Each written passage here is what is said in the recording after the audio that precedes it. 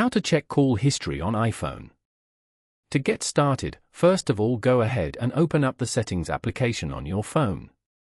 Once you're here, tap on the section with your name at the top of the screen. This will lead you to your Apple account page.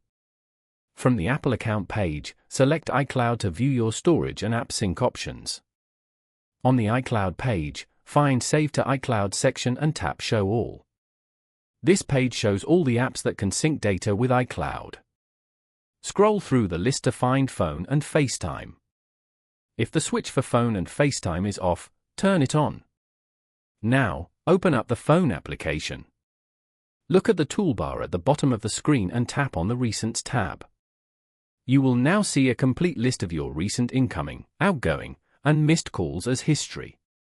At the top of the screen, you can tap Missed to see only the calls you didn't answer, or All to see every call. Following these steps, you can easily check call history on an iPhone.